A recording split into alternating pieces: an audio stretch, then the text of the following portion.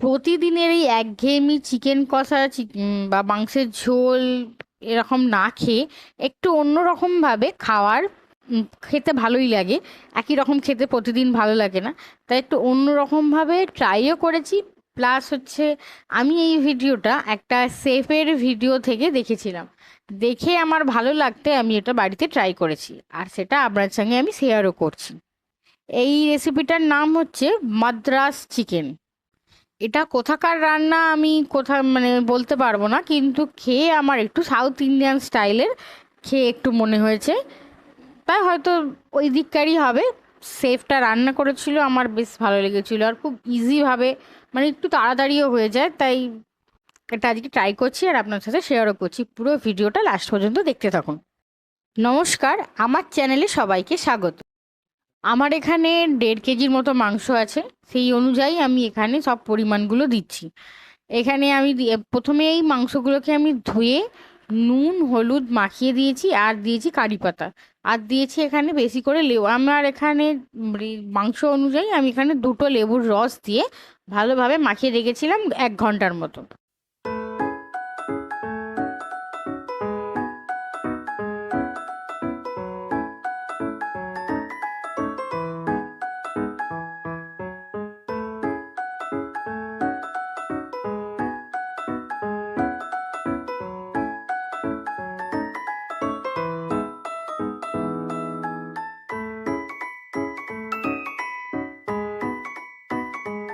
এবার 1 ঘন্টা পর আমি এখানে করে নিচ্ছি। একটা কড়াতে আমি প্রথমে নিয়েছি ওই 1.5 চামচের মতো, বড় চামচের 1.5 চামচের মতো ধনে, মৌরি, জিরে, আর দিয়েছি গোলমরিচ, দিয়ে ভালোভাবে একটু ভাজা ভাজা করেছি।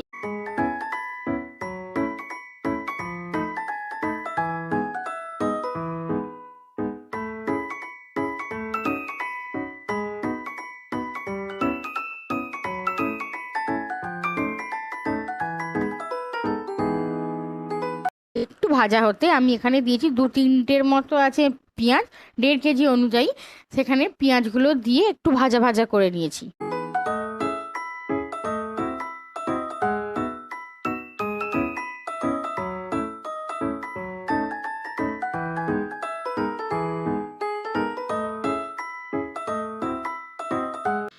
ভাজাটা হয়ে গেলে আমি ওতে দিয়ে দিয়েছি টমেটো, দিয়ে একটু নুন দিয়ে ভালোভাবে নেড়ে নিয়েছি যাতে একটু নরম হয়ে যায় তাড়াতাড়ি। আর তারপর দিয়েছি এখানে আদা আর রসুন, পুরো একদম এমনি খোসা ছাড়িয়ে ভালোভাবে ধুয়ে দিয়ে দিয়েছি, যেভাবে যতটা পরিমাণ হিসাবে দিয়ে ভালোভাবে ভেজে নিয়েছি।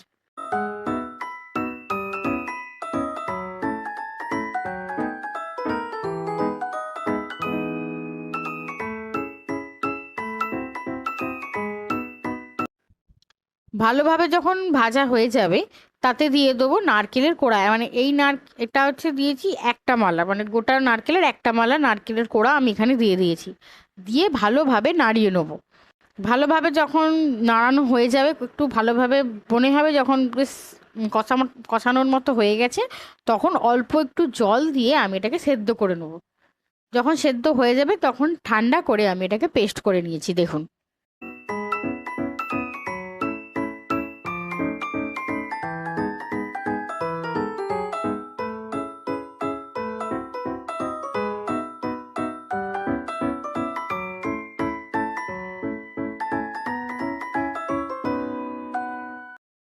এবার আমি ওই কড়াইয়েই হচ্ছে কিছুটা তেল নিয়ে তাতে আগে দিয়ে দিয়েছি কারি পাতা, দিয়ে কারি পাতা আর সর্ষে দিয়ে একটু ভালো মানে ভাজা ভাজা হলে আমি দিয়ে দেবো মাংসগুলো, দিয়ে ওই ওই তেলেতে আমি ওই মাংসটাকে একটু ভাজা ভাজা করে নেবো।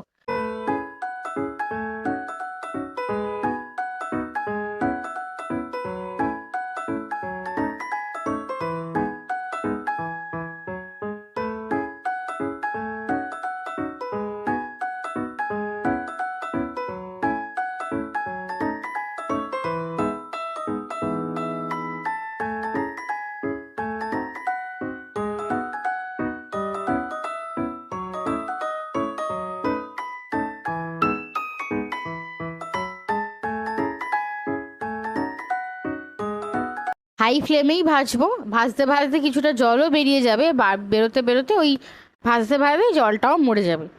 যখন দেখবেন ঠিকঠাক জলটা আর নেই, তখন আমি ওই যে মশলাটা বেটে রেখেছিলাম সেটা দিয়ে ভালোভাবে কষিয়ে নেবো।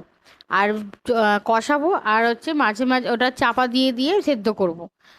চাপা দিয়ে দিয়ে যদি না কষাই তাহলে ওটা ছিটকাবে বেশি, আর ছিটকালেও সমস্যা। তাই যতটা সম্ভব দূর থেকেই করবেন, আর ঢাকা দিয়ে করবেন, যাতে সুবিধে হবে। আর যদি বাই চান্স একটু জল লাগে, তখন মাংসের যে নুন হলুদ মাখিয়েছিলাম তাতে একটু জল বেরিয়েইছে, সেই জলটাও দিয়েছি, আর মশলা ধোয়া জলটাও আমি দিয়ে ভালোভাবে মিক্সড করে নিয়েছি। নিয়ে আমি চাপা দিয়ে দিয়ে আমি হচ্ছে জিনিসটাকে সেদ্ধ করেছি। কালারের জন্য আমি এখানে একটু হলুদ আর একটু লঙ্কার গুঁড়ো দিয়েছি।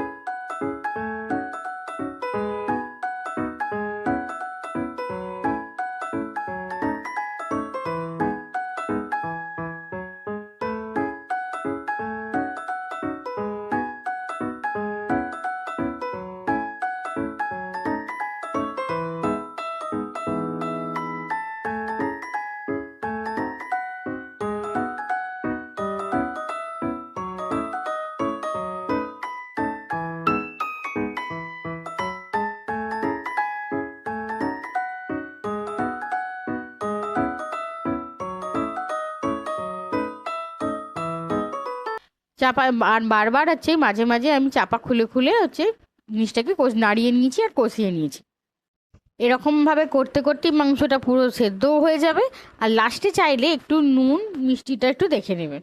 লাস্টে আমি একটু অল্প চিনি দিয়েছিলাম, আর নুনটা টেস্ট করে নিয়ে রান্নাটা কমপ্লিট করে নিয়েছিলাম।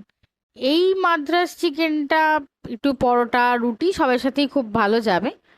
আপনারা বাড়িতে এটা ট্রাই করতে পারেন। এটা একটু অন্যরকম খেতে, আর ভালোও লাগছে খেতে। আপনারা বাড়িতে অবশ্যই এই রেসিপিটা একবার ট্রাই করে দেখবেন। আর রেসিপিটা কেমন লেগেছে অবশ্যই আমাকে একটা কমেন্ট করে জানাবেন।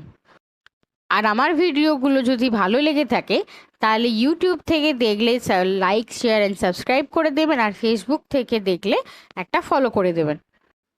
ভালো থাকবেন, সুস্থ থাকবেন। ধন্যবাদ।